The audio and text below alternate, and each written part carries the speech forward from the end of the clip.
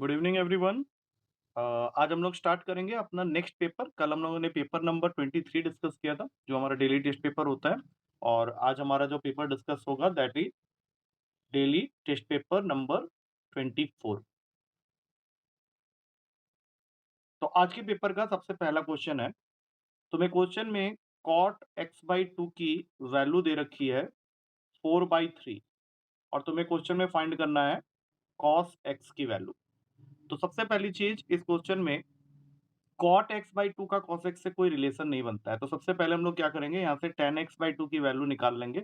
Cot का उल्टा होता है टेन, तो ये बन जाएगा 3/4। और कॉस एक्स का डायरेक्ट फॉर्मूला होता है, जैसे कॉस टू एक्स का फॉर्मूला होता है 1 - tan² x अपॉन 1 + tan²x। तो उसी तरह से कॉस एक्स उसका आधा हो गया, तो ये फॉर्मूला बन जाएगा 1 - tan² x/2 अपॉन में 1 + tan²x/2। तो टेन एक्स बाई टू की वैल्यू हमारे पास पहले से ही है, बस उसका स्क्वायरिंग करना है। तो ये बन जाएगा 1 - 9/16, और ये बन जाएगा 1 + 9/16। तो टोटल आंसर हो गया, ऊपर आ गया 7/16, नीचे आ गया 25/16।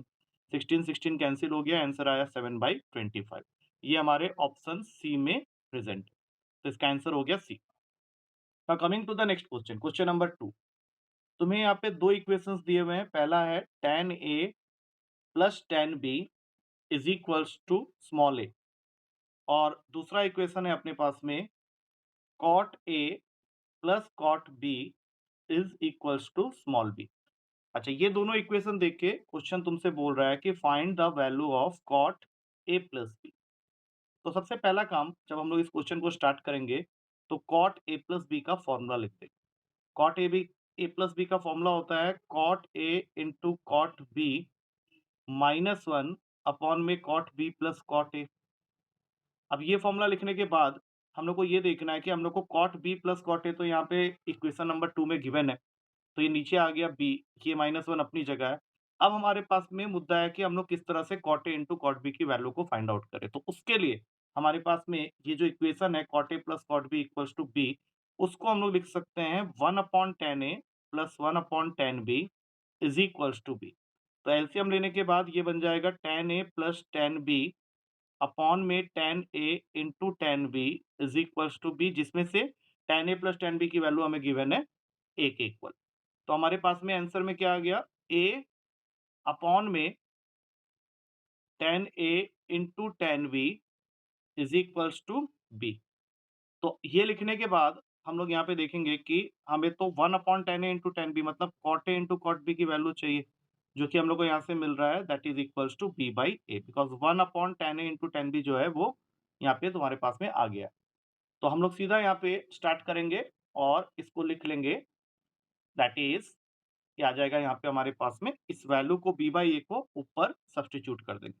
तो ये आ जाएगा यहाँ से काटने के बाद 1/a माइनस 1/b, जो कि यहाँ पे अवेलेबल है बी ऑप्शन में। मतलब हमें यहाँ से cot A into cot B की वैल्यू निकाल के यहाँ पे पुट कर देना है b/a के जगह में, and then you will get the answer.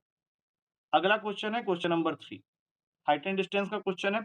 इसमें कहा जा रहा है कि flagstaff on the top of a tower, एक टावर है हमारे पास में जिसकी हाइट दी हुई है 80 मीटर। इसके ऊपर तुमने एक फ्लैग स्टाफ लगा दिया। अब सोच लो, ये तुमने फ्लैग स्टाफ लगा दिया इसके ऊपर में, जिसकी हाइट हमें क्वेश्चन में फाइंड आउट करनी है। Now this flag staff subtends an angle tan inverse 1/9 at a point on the ground 100 meter away from the foot of the tower. मतलब ये जो टावर है, अगर मैं इसकी नेमिंग कर दूं ए बी, तो ये फ्लैग स्टाफ BC है जो कि H है। ये 100 meter away from the foot of the tower से एट द पॉइंट P एक ऐसा एंगल बना रहा है whose tangent is tan inverse 1/9। एक एंगल है tan इनवर्स 1/9, तो हम लोग ये मान लेते हैं कि ये एंगल है tan थीटा इक्वल्स टू 1/9। इस एंगल के बारे में कुछ नहीं पता, इसको अल्फा ले लेते हैं। अब हमें निकालना है इस फ्लैग की हाइट, जो कि यहाँ पे मैंने लेट किया हुआ है h। तो छोटे वाले ट्रायंगल में tan अल्फा की वैल्यू हो जाएगी 80/100, तो इसको काट के हम लोग फाइंड आउट कर लेंगे, इट इज 4/5। और पूरे ट्रायंगल को जब कंसीडर करेंगे तो ये हो जाएगा tan theta plus alpha is equals to h plus 80 upon 100। अब हमारे पास में tan a प्लस बी का फॉर्मूला है, जिसके अकॉर्डिंग ये बन जाएगा tan theta plus tan alpha upon में 1 minus tan theta into tan alpha is equals to h plus 80 upon 100। अब हमारे क्वेश्चन में tan थीटा की वैल्यू है 1/9, और tan अल्फा हमने यहाँ पे निकाला हुआ है 4/5। तो इसको ऊपर नीचे सब्स्टिट्यूट कर दो। अब नीचे आ गया 4/45 और यहाँ पे है h प्लस 80/100। इसको सॉल्व करेंगे तो न्यूमरेटर में आ जाएगा 41/45 और डिनोमिनेटर में भी आ जाएगा 41/45 and that is given equals to h plus 80/100। अब ये दोनों वैल्यूज आपस में सेम है तो कैंसिल हो गए। निकालना हमें h की वैल्यू थी, क्रॉस मल्टीप्लाई करेंगे h plus 80 equals to 100, h की वैल्यू आ जाएगी 20 मीटर और यही हमें निकालना था। फ्लैगस्टाफ की हाइट आ गई है 20 मीटर। अब चलते हैं क्वेश्चन नंबर 4 में। Question number 4 properties of triangle का क्वेश्चन है। इसमें तुम्हारे पास में एक ट्रायंगल है एबीसी। ये मैंने अभी रैंडम ट्रायंगल बना दिया है, साइड्स की स्पेसिफिकेशन के हिसाब से हो सकता है ये काम ना करे, लेकिन जो वैल्यूज हैं वो मैं पुट कर दे रहा हूँ। एंगल ए के ऑपोजिट वाला साइड स्मॉल ए जिसकी लेंथ दी हुई है 7 यूनिट्स। एंगल बी के ऑपोजिट वाला साइड स्मॉल बी उसकी लेंथ दी हुई है 8 यूनिट्स। और एंगल सी के ऑपोजिट वाला साइड उसकी लेंथ दी हुई है सी 9 यूनिट्स। ये देने के बाद क्वेश्चन कह रहा है find the length of line segment joining B to the mid point of AC. मतलब तुमको इस बीएम की लेंथ को फाइंड आउट करना है। तो सबसे पहले इस ट्रायंगल में हम लोग क्या करने वाले हैं, कॉस ए की वैल्यू निकालने वाले हैं। अब कॉस ए का फॉर्मूला होता है B square plus C square minus A square upon 2bc। अब ये कॉस ए क्यों निकाल रहे हैं ये भी थोड़ी देर के बाद पता चल ही जाएगा। तो बी स्क्वायर मतलब 64, सी स्क्वायर मतलब 81, ए स्क्वायर मतलब 49 अपॉन में 2bc कर लेंगे तो 2 इंटू 8 इंटू 9 ये 144 हो गया। सबको ऐड कर लो, 81 प्लस 64 145 होता है, माइनस 49 करेंगे तो ये हो जाएगा 96 अपॉन 144। इसको तुम लोग कट कर लो 48 के टेबल में तो ये आ जाएगा 2/3। अब कॉस ए की वैल्यू मुझे मिल गई 2/3। अब हमें क्या करना है, ट्रायंगल एबीएम लेना है। अब इस ट्रायंगल एबीएम में देखो मेन एम क्या है, बीएम निकालना। और बीएम है एंगल ए के ऑपोजिट वाला साइड, तो इसको ले लो ए। इसके ऑपोजिट में जो है ये बी, इसी को अभी भी बी ही रहने दो लेकिन ये आधा हो जाएगा, दिस इज 4। तो फॉर्मूला फिर से लिखेंगे एक बार कॉस ए का ही। तो फॉर्मूला हो गया B square plus C square minus A square upon 2bc। But इस बार हमें कॉस ए की वैल्यू पहले से पता है तो उसकी जगह में आ जाता है 2/3। बी स्क्वायर 4 का स्क्वायर होगा इस बार 16, सी स्क्वायर एज इट इज 81 और ए स्क्वायर की जगह में जिसकी वैल्यू हमें निकालनी है उसको हम लोग वैसे ही छोड़ देंगे। अब 2bc करेंगे तो 9 इंटू 4 36 टू 72। 3 इसको काट देगा 24 में, क्रॉस मल्टीप्लाई कर लो तो 48 is equals to 97 minus A square. A square की वैल्यू आ गई 49 और यहाँ से ए की वैल्यू आ जाएगी 7। और ये ए कुछ नहीं वही लेंथ है जो तुमने ड्रॉ किया है, that is the length of the line segment joining B to the mid point of AC. तो उसकी वैल्यू आ गई 7 सेंटीमीटर। ये हमारा प्रेजेंट था सी ऑप्शन में। आगे बढ़ते हैं फिफ्थ क्वेश्चन की तरफ। अगेन ट्रायंगल आ रहा है लेकिन इसके जो साइड्स हैं उसको देख के पता चल रहा है कि ये राइट एंगल ट्रायंगल के साइड्स है, क्योंकि ट्रायंगल के साइड्स की लेंथ जो दे रखी है वो है 60, 61 एंड 11। तो 60, 61 और 11 को लेके जब तुम ट्रायंगल बनाओगे तो ऑब्वियस सी बात है ये हो जाएगा 61, इसमें इसको बी मान लो। और ए हो गया तुम्हारा ये वाला side that is given to you as 60 centimetre.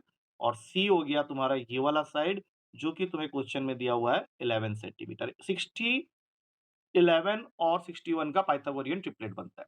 तो जैसे हमें ये बात पता चली तो क्वेश्चन हम लोग को सर्कम रेडियस पूछ रहा है और सर्कम रेडियस निकालने का फॉर्मूला होता है ABC upon 4 times of area of triangle ABC.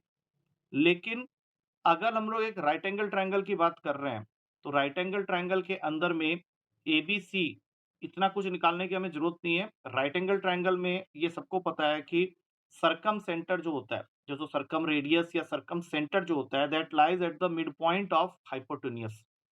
तो अगर ये मिड पॉइंट ऑफ हाइपोटेन्यूस में लाई कर रहा है, जैसे ये हो गया एम पॉइंट, यहाँ पे तुम्हारा सरकम रेडियस लाई करेगा। तो सरकम सेंटर पॉइंट जो तुम फाइंड करना चाह रहे हो जिसके हिसाब से ये तीनों डिस्टेंस तुम्हारे सेम हो जाएंगे, क्योंकि सर्कम सेंटर का जो डेफिनेशन होता है that is it is that point which is equidistant from all the 3 vertices. तो ये जो इक्विडिस्टेंट कहते हैं वही हमारा सर्कम रेडियस बन जाता है। तो इसका मतलब है कि मिड पॉइंट ऑफ हाइपोटेनियस मतलब इसकी वैल्यू हो जाएगी 61 का आधा दैट इज 30.5 सेंटीमीटर जो कि अवेलेबल है सी ऑप्शन में। आगे बढ़ेंगे क्वेश्चन नंबर 6 की तरफ। इसमें तुम्हें दिया हुआ है साइन ऑफ 2 tan इनवर्स 0.8 5/8 की वैल्यू निकालनी है। तो इसके लिए तुमको सबसे पहले 2 tan इनवर्स x का फॉर्मूला पता होना चाहिए। 2 tan इनवर्स x का फॉर्मूला लिखेंगे यहाँ पे tan इनवर्स 2x अपॉन में 1 माइनस एक्स स्क्वायर। इसको यहाँ पे स्ट्रेट अवे यूज कर लो, तो ये बन जाएगा tan इनवर्स 2x मतलब 10/8 अपॉन में 1 माइनस 25 अपॉन 64। ये तुमको नेक्स्ट स्टेप में दे देगा साइन ऑफ tan इनवर्स 10/8 को यहीं पे काट लो, ये बन जाएगा 5/4। तो 5/4 इंटू 64 अपॉन 39। 5 इसको काट देगा 16 में, तो साइन ऑफ tan इनवर्स 80/39 आ। अब इसको लेके जब ट्रायंगल बनाओगे तो यहाँ पे 80 आ जाएगा, यहाँ पे 39 आ जाएगा, और इसके लिए जो ट्रिपलेट बनेगा वो 89 का बनेगा। तो जब हम लोग साइन इनवर्स में इसको कन्वर्ट करेंगे tan इनवर्स को, तो p/h के हिसाब से ये बन गया 80/89। बाद में इन दोनों को कट कर दो, और ये ऑप्शन अवेलेबल है 80/89 इन बी ऑप्शन। तो ये बी तुम्हारा करेक्ट आंसर होगा। Now coming to question number 7। Question number 7 में तुम्हारे पास में वैल्यू फाइंड आउट करने के लिए बोला है, इसको सिंप्लीफाई करके सेक इनवर्स तुम्हें फाइंड करना है। सेक इनवर्स ब्रैकेट के अंदर में है x square plus 1 upon x square minus 1। तो यहाँ पे x को रिप्लेस कर दो कॉट थीटा से। अब ये क्यों कर रहे हैं अभी थोड़ी देर के बाद पता चल जाएगा। तो क्वेश्चन हो गया sec inverse cot square theta plus 1 upon cot square theta minus 1। अब इसको अगर मैं tan में ब्रेक कर लूं, नेक्स्ट स्टेप में 1 अपॉन tan स्क्वायर थीटा कर लूं, तो ये बन जाएगा 1 plus tan square theta upon 1 minus tan square theta. अब अगर हम लोगों ने फॉर्मूला ठीक से याद किया है, तो cos 2 थीटा का फॉर्मूला होता है 1 minus tan square theta upon 1 plus tan square theta, और यहाँ पे ये ठीक इसका उल्टा है, तो यहाँ पे हम लोग लिख देंगे sec 2 थीटा। sec इनवर्स और sec कैंसिल हो गया, 2 थीटा आ गया, और cot थीटा को अगर x लिए हो तो यहाँ से थीटा की वैल्यू हो जाएगी cot इनवर्स x। तो तुम्हारा कंप्लीट आंसर आ जाता है 2 cot इनवर्स x, जो कि बी ऑप्शन में अवेलेबल है। अब आगे बढ़ेंगे क्वेश्चन नंबर 8 की तरफ। नाउ इसका ऑप्शन एक्चुअली मैच नहीं कर रहा था, मैं इसका तरीका बता देता हूं, but option is not there in the answer, मतलब जो जो ऑप्शंस दिए वो मैच नहीं कर रहे हैं। क्वेश्चन क्या है कि AD is the bisector of angle A। Bisector का मतलब ये एंगल A को 2 इक्वल पार्ट्स में डिवाइड कर रहा है, ऑफ ट्रायंगल ABC, जिसके वर्टेक्स पॉइंट है A is 4,3, B is 0,0 and C is 2,3। तुम्हें फाइंड करना है equation of AD। Now there is something called internal bisector theorem. इसके हिसाब से ये थ्योरम हम लोग को ये कहता है कि जिस एंगल के लिए तुमने ट्रायंगल का एंगल बाइसेक्टर ड्रॉ किया है, उसके आर्म्स का रेशियो, जैसे AD is the angular bisector of angle A, तो एंगल A जिन दो आर्म्स से बना है they are AB and AC, तो उसका रेशियो जो होगा वो हमेशा इक्वल होगा उस साइड के दो पार्ट्स के साथ में जहां पे तुम्हारा बाइसेक्टर आके टच कर रहा है। जैसे यहाँ से ये जो बाइसेक्टर आ रहा है ये BC पे आके टच कर रहा है, तो BC पे जब टच कर रहा है तो उसको दो पार्ट्स में डिवाइड कर रहा है, that is BD and DC, तो उसके रेशियो के साथ इक्वल होगा। तो हम लोग क्या करेंगे, पहले AB और AC लेंथ निकालेंगे, तो वो डिस्टेंस फॉर्मूला से निकाल सकते हैं। 5 आएगा यहाँ से और यहाँ से 2 आएगा, तो इसका मतलब है ये हो गया 5 और ये हो गया 2। अब इसको बना लो M, इसको बना लो N, और डी कोऑर्डिनेट निकाल लो, क्योंकि हमारा जो क्वेश्चन है वो हमसे इक्वेशन ऑफ एडी मांग रहा है। तो एडी या किसी भी लाइन की इक्वेशन निकालने के लिए दो पॉइंट्स की हमें जरूरत होती है। तो एक पॉइंट तो हमारे पास पहले से ही है, इसको बना लो x1 y1, और दूसरा पॉइंट अभी हम लोग सेक्शन फॉर्मूला लगाएंगे तो उससे मिल जाएगा। अच्छा, सेक्शन फॉर्मूला हम लोग डी पॉइंट के कोऑर्डिनेट को निकालने के लिए कर रहे हैं, तो उसका फॉर्मूला होता है एक्स कोऑर्डिनेट अगर मैं मान लूं डी का, तो x is equals to mx2 plus nx1 upon m plus n, जिसमें ये दोनों पॉइंट्स फिलहाल अभी x1 y1 है और ये दोनों पॉइंट तुम्हारे x2 y2 है, तो ये हो जाएगा 10/7। और उसी तरह से y कोऑर्डिनेट निकालोगे तो फॉर्मूला होता है section formula my2 plus ny1 upon में m प्लस n। तो इसको सॉल्व करके देख लो तो ये तुमको देगा 15/7। तो ये तुमको एक्चुअली क्या मिल गया, डी पॉइंट के कोऑर्डिनेट, दैट इज 10/7 15/7। अब हम लोग यहाँ पे 2 पॉइंट फॉर्म यूज करके एडी की इक्वेशन निकाल लेते हैं। 2 पॉइंट फॉर्म क्या होता है, y minus y1 is equals to y2 minus y1 upon x2 minus x1 into x minus x1। तो पहला पॉइंट जो है 4 3, उसको x1 y1 बना लिया, और दूसरा पॉइंट है तुम्हारा 10/7 15/7। इसको लेके अगर हम लोग सॉल्व करते हैं तो y माइनस 3 और यहाँ पे x माइनस 4, और यहाँ पे अगर निकालते हैं 15/7 माइनस 3 अपॉन 10/7 माइनस 4, तो ये कट कुटा के यहाँ पे आएगा 1/3 इंटू एक्स माइनस 4, जो कि आंसर को बना देगा 3y minus 9 is equals to x minus 4 और फाइनल आंसर हो जाएगा x minus 3y plus 5 equals to 0। तो ये ऑप्शन में अवेलेबल नहीं है, तो यहाँ पे ग्रेस मार्क्स मिल जाएंगे सबको। अब आते हैं 9th क्वेश्चन में। 9th क्वेश्चन के अंदर में तुम्हारे पास में एक स्क्वायर है। वो कहता है एक स्क्वायर है एबीसीडी इन एक्स वाई प्लेन। अब प्लेन तुम बनाओ ना बनाओ, एज्यूम कर लो कि ये स्क्वायर है जिसको चारों साइड बराबर होते हैं। इसके उसने तुमको दो ऑपोजिट वर्टेक्स दे दिए ए एंड सी। ए के कोऑर्डिनेट है -1, 1 और सी के कोऑर्डिनेट है 5, 3 और बदले में वो तुमसे इक्वेशन ऑफ डायगोनल बीडी मांग रहा है। अब इस क्वेश्चन को करने के लिए तुमको स्क्वायर के डायगोनल्स की प्रॉपर्टी पता होनी चाहिए। प्रॉपर्टी नंबर 1, डायगोनल्स बाइसेक्ट करते हैं एक दूसरे को और बाइसेक्ट करने का मतलब होता है कि जो एसी का मिड पॉइंट होगा वही बीडी का मिड पॉइंट होगा। तो हम लोग सबसे पहले एसी का मिड पॉइंट निकाल लेते हैं, जिसको हमने ओ लेट कर लिया है। तो मिड पॉइंट फॉर्मूला से ये वैल्यू हो जाएगा 2, 2। अब ये जो बीडी है उसका इक्वेशन निकालने के लिए तुमको दो चीजों की जरूरत थी, जिसमें से एक तो तुम्हें पता चल गया कि बीडी किस पॉइंट से पास कर रहा है। तो y minus Y one is equals to slope, अभी हम लोग निकाल लेंगे बीडी का, x माइनस एक्स वन। ये दोनों को बना लो अपना x1 y1। तो यहाँ पे y माइनस टू आ गया, यहाँ पे x माइनस टू आ गया। रही बात स्लोप ऑफ बीडी की, तो हम लोग को ये भी पता होना चाहिए कि स्क्वायर के जो डायगोनल्स होते हैं वो 90 डिग्री पे एक दूसरे को बाइसेक्ट करते हैं। That means slope of AC into slope of BD जो है वो -1 के इक्वल होगा। तो हमें तो A और C के कोऑर्डिनेट्स मालूम है, तो वहां से हम लोग AC का स्लोप निकाल लेते हैं, जो कि यहाँ पे आ रहा है 2/6। That means 1/3।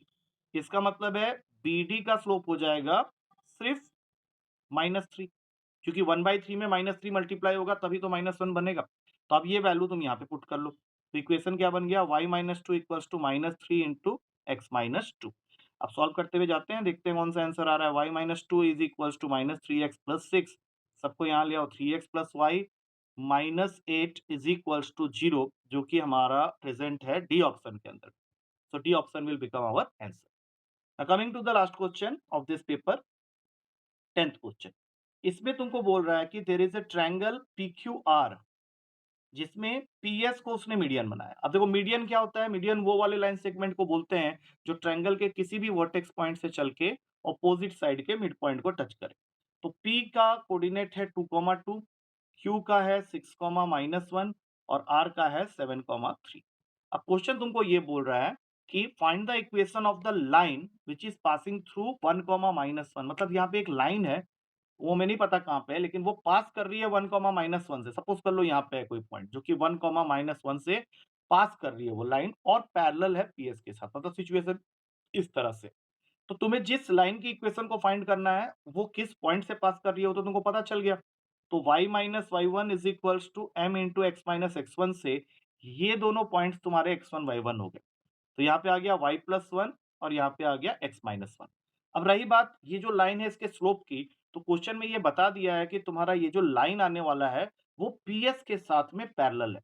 तो हमें क्या करना पड़ेगा, एक तो S कोऑर्डिनेट निकाल के PS का स्लोप निकाल लेना पड़ेगा। और हम लोग को ये पता है कि जब दो लाइंस पैरेलल होते हैं तो उन दोनों का स्लोप इक्वल होता है। तो S हम लोग निकाल सकते हैं मिड पॉइंट फॉर्मूला से, जो कि यहाँ पे आ रहा है 13/2, 1। अब ये हमें हेल्प करेगा PS की स्लोप को निकालने के लिए, जिसका फॉर्मूला होता है y2 minus y1 upon x2 minus x1। तो ये मैंने निकाल लिया -1 और ये बन गया 13 माइनस 2 11 और 2, मतलब ये बन गया माइनस का 2/11। तो ये जो स्लोप है ये गिवन लाइन का भी स्लोप बन जाएगा। मतलब अब तुम यहाँ पे m के जगह लिख सकते हो माइनस का 2/11। बस इसको आप सॉल्व कर लेते हैं, देखते हैं क्या निकल के आता है। तो इसको जब हम लोग सॉल्व करेंगे तो ये बनेगा 11y plus 11 minus 2x plus 2। तो 2x plus 11y plus 9 is equals to 0। अब एक सेकंड, ये मेरे ख्याल से थोड़ा सा इसमें कुछ गलत हो गया है। 6-1 और 7, 3 मिड पॉइंट मैंने निकाला 13/2 और ये 1 और PS का स्लोप अगर निकाल रहे हैं तो 1 माइनस 2 ही है ना, हाँ 1 माइनस 2 13/2 -1 तो 11/2 हो गया। ठीक है, -2/11 आ गया PS का स्लोप। अब यहाँ पे 2x प्लस, हाँ ये ऑप्शन है तो सही यहाँ पे 2x plus 9y is equals to 11। 2x plus 9y, 2x plus 9y यहाँ पे नहीं आ रहा है, 9 आना चाहिए था यहाँ पे। अच्छा ये 13/2 माइनस 2, हाँ ये गलत हो गया था। तो 13/2 माइनस 2 करेंगे तो ये 9 यहाँ 9 आ जाएगा, नीचे में 9 आ जाएगा। ठीक है? तो 9 है तो -2/9 यहाँ पे चेंज करना पड़ेगा। अब इसका मतलब है इक्वेशन जो है वो यहाँ पे चेंज हो जाएगा। ये वाली वैल्यू हो जाएगी अपनी माइनस का 2/9। तो y plus 1 is equals to minus का 2/9 इंटू एक्स माइनस 1। तो 9y, हाँ अब आ रहा है, plus 1 is equals to minus 2x plus 2, ये 9 हो गया। अब यहाँ ले आओ 2x plus 9y plus 7 is equals to 0, और ये प्रेजेंट है हमारे डी ऑप्शन में। तो ये तुम लोगों ने देखा कि किस तरह से हम लोगों ने इस क्वेश्चन को किया है। Now that with that we come to the end of the discussion of paper number 24। So इस तरह से अब हम लोग और भी आगे जैसे जैसे पेपर होते जाएंगे हम लोग इस तरह से इसको डिस्कस करते हुए जाएंगे। So that's it for today. Take care and good night.